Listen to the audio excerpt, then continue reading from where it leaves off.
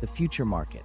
Somewhere in a kitchen not far from now, a refrigerator hums quietly while a small screen on its door flashes a suggestion. You're running low on milk. Order now for delivery before 6 p.m. Today's optimized price is $4.42. The owner doesn't think twice. She taps confirm. A drone schedules itself, a payment triggers automatically, and the purchase becomes another data point in a system that already knew she'd say yes. This is what grocery shopping is becoming. Not an act of choice, but an act of confirmation. AI doesn't just respond to demand anymore. It predicts it, and then it gently shapes behavior to make sure the prediction comes true. Real convenience, disguised captivity. The next phase of retail merges everything learned from dynamic pricing, yield management, and loyalty surveillance into what executives call predictive commerce. Your kitchen devices communicate with your grocery app, forecasting when you'll need eggs, detergent, or coffee. The algorithm packages these forecasts into smart shopping lists, checking competitor platforms, adjusting coupons, and recommending substitutions, all before you even think about them. In theory, it's a marvel. In practice, it's a feedback circuit that steadily narrows human choice. The logic is seductive. Who wouldn't prefer a system that anticipates shortages or automatically hunts discounts? Yet automation reframes control. Instead of you managing a budget, the platform manages you. Each scheduled order locks in new patterns. Each recurring delivery strengthens data confidence. Soon, algorithms know not only what you buy, but the life rhythm behind it. How often you cook, when guests visit, how stress affects your grocery habits.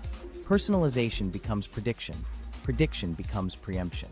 Retail futurists call this invisible shopping. When paired with subscription programs and digital assistants, the act of comparing prices fades completely. The system reorders everything automatically at best available price, a term defined by the same code optimizing corporate yield. Consumers tire of monitoring slight fluctuations, trusting the convenience to protect fairness.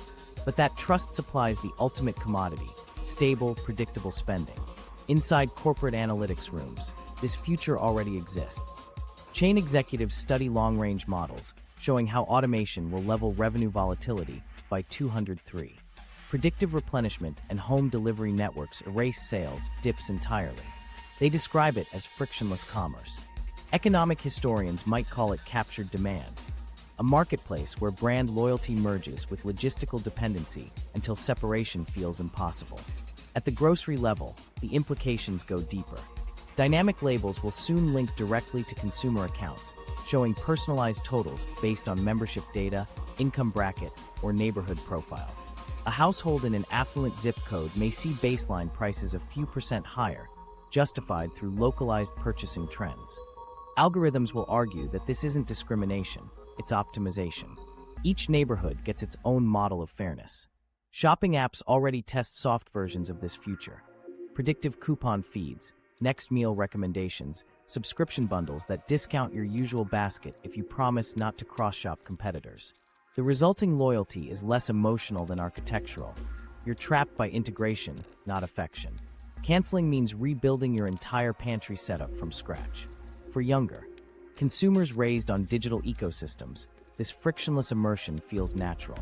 A Gen Z shopper who splits groceries with roommates might let a shared AI assistant track pantry levels and auto-restock collectively.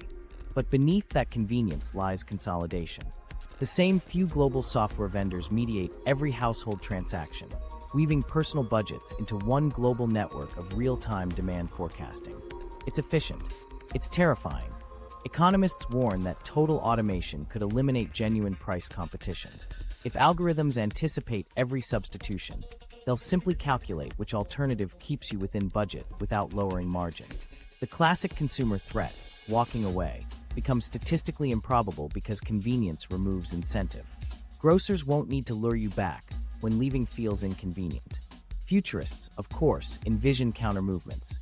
Cooperative grocers already experiment with open-source pricing, allowing communities to see cost breakdowns and vote on margins. Some activists imagine transparent algorithms, where predictive models are publicly auditable, ensuring profit caps tied to local wages. These experiments remain tiny but signify resistance, a human attempt to remain part of the equation. Technology itself might offer paradoxical hope. The same data tools fueling corporate control can empower watchdog collectives. Independent developers design browser extensions comparing historic receipts, mapping inflation across regions, exposing hidden synchronization between chains. For the first time, data visibility returns to shoppers. Yet large corporations quickly adapt, integrating such transparency into marketing. See how our prices fluctuate honestly in real time. Again, accountability becomes advertisement. Meanwhile, the definition of a grocery store shifts. Physical aisles transform into experience zones, showrooms for brands that online systems already know you'll buy. Your tastes are pre-approved by profile. Walking past a shelf may trigger offers matching your nutritional goals or dietary label, optimized for your wellness plan. Health data merges with spending data. Lifestyle marketing fuses with algorithmic yield. You're not discovering products. You're walking through a personalized commercial built from your own information. In economic terms, this new market blurs supply and demand entirely. AI prediction ensures production matches consumption almost perfectly, reducing waste but also erasing unpredictability, the last refuge of true competition. When both sides of the marketplace anticipate each other flawlessly, prices settle at whatever value satisfies shareholders. Efficiency becomes destiny, not choice. For policymakers, the challenge intensifies. Regulating autonomous price cycles now means engaging with global cloud ecosystems. A price tweak in Los Angeles can trigger micro-adjustments in London within seconds through shared data vendors. Transparency laws written for national markets crumble against transnational algorithms updating millions of prices a day. Economies drift towards synchronized automation that transcends borders and jurisdictions. The grocery aisle becomes a planetary feedback loop. There's an ideological shift too. The narrative of consumer sovereignty, the belief that individuals collectively shape markets, fades as measurable reality. Instead, purchasing habits shape only themselves, folded back into models designed for predictability. Economic freedom survives formally, but with reduced effect, like steering a ship whose autopilot overrides small corrections. Still, pockets of resistance matter. Some shoppers rediscover old habits, cash purchases, farmers markets, co-ops that refuse dynamic pricing. Their behavior appears as noise in corporate databases, proof that not everyone conforms. Noise, however, is valuable. Systems use it to refine stability thresholds. Even rebellion becomes input. This irony defines the next decade of retail, dissent that improves control. Technologists pitch the outcome as symbiosis. Humans and AI co-creating efficiency, says one industry conference slogan. Perhaps that's true, but underlying that harmony sits a single asymmetry: ownership. Companies own the data, the infrastructure, the predictive models. Consumers own only their habits, which the system has already memorized. Yet all is not fatalistic. History suggests that when automation tightens too far, new markets emerge around authenticity. Handmade goods, local produce, experiences unfiltered by algorithms. Even now, small grocers differentiate through transparency and community engagement. They can't underprice corporations, but they can out-human them. The question is whether buyers will still value that humanity once convenience reaches perfection. So where does this leave the average shopper? Standing at the edge of a market that knows them better than they know themselves. Each decision, from choosing delivery times to clicking subscribe and save, feeds algorithms teaching others what normal means. In aggregate, that normal becomes policy written by code. Yet awareness still holds power. Watching the numbers, comparing receipts, even questioning a digital discount, all introduce uncertainty, the one thing algorithms dislike. The future grocery economy will reward ignorance with ease and attention with autonomy. Those who notice patterns, who pause before tapping confirm, remain unpredictable, and unpredictability is priceless. It reminds the system that humanity still contains variables it can't fully model. Maybe that's the quiet revolution ahead. Not rejecting technology, but refusing to be entirely legible to it. Our unpredictability becomes resistance, a sliver of chaos restoring balance to markets obsessed with control. Because when everything learns, the most radical act left for consumers is to stay, occasionally and stubbornly, impossible to predict. Resolution plus meaning. The same shopper from our opening scene scans her carton of eggs again. The tag flickers, settles on a number, and for the first time, she doesn't shrug. She realizes that nothing about that price is random. It's the product of every purchase she's ever made, every choice her neighbors made, every whisper of data traded between chains. The algorithm isn't misbehaving. It's performing exactly as designed. What looks like inflation is really adaptation, the market learning us faster than we can learn it. The grocery aisle, once a place of simple routine, has become a laboratory where billions of microtransactions teach machines how people value survival in small increments of convenience. We built these systems to save seconds and cents, but in doing so we surrendered visibility. The invisible hand we were taught about in economics now truly exists. Only it's software, optimized beyond empathy.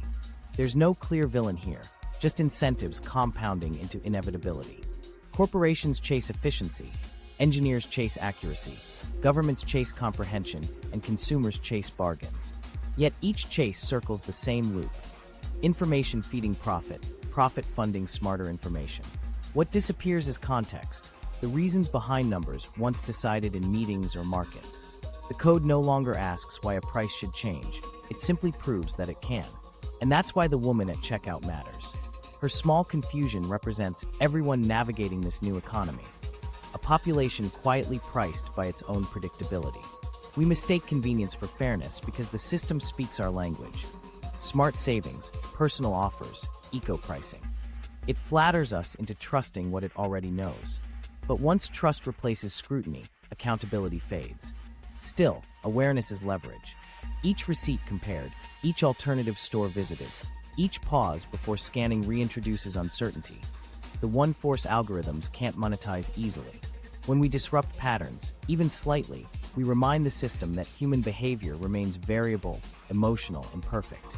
And in markets driven by prediction, imperfection is power. The grocery industry's digital brain won't vanish. Efficiency's logic is too persuasive. Yet knowing how it functions changes how we move within it.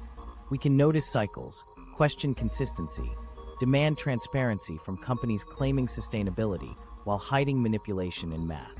These small acts redraw the boundary between participation and submission. What this story leaves us with is a simple recognition. Modern grocery prices don't mirror the cost of food anymore. They mirror the cost of predictability. Every convenience feature, from loyalty apps to automated restocks, trades a little of our spontaneity for a little more profit elsewhere. Inflation feels mysterious because its mechanics are invisible, stitched into the code we invite into our phones every time we want fast checkout. But behind that code are human choices, designers, analysts, executives deciding what counts as fair enough to sell. That means the system can still be steered, even if only slightly, by public expectation. Markets, after all, still respond to confidence and dissent. The difference now is temporal. We must act faster than software that recalculates hourly. As she leaves the store, the woman pockets her receipt. She may not decode every algorithmic ripple behind those numbers, but she carries something stronger than certainty, curiosity. That spark is the beginning of collective resistance, the reason regulators keep trying, and the hope that transparency might eventually compete with convenience. Because the moment we stop treating these systems as mysteries and start treating them as mechanisms, we regain a measure of control. Prices will always fluctuate. The question is whether we help dictate the rhythm or simply dance to it. And here's what that control looks like in practice. Shop early in the morning instead of during peak weekend. Hours, price algorithms test higher rates when demand surges after 5 p.m. Track a few essential items, like milk or eggs, as your personal price anchors. If they jump beyond reason, it signals a wider algorithmic move. Question loyalty rewards. Every scan teaches the system what prices you'll tolerate. Data isn't free, it's exchanged for precision in how you're charged. These small acts introduce noise, and noise forces the algorithm to recalculate. Awareness becomes resistance, and unpredictability becomes bargaining power. Convenience traded for control, transparency replaced by trust in unseen logic. That's the quiet bargain of our age. But it isn't irreversible. Every conscious choice keeps the market slightly unpredictable, slightly human. And in a future ruled by learning machines, unpredictability may be the last currency that truly belongs to us. If this story opened your eyes to the invisible math shaping everyday life, stay with us. The next investigation follows the same algorithms beyond the grocery aisle, into housing, healthcare, and every dollar you think you decide on your own. Subscribe, watch next, and see exactly where the code leads.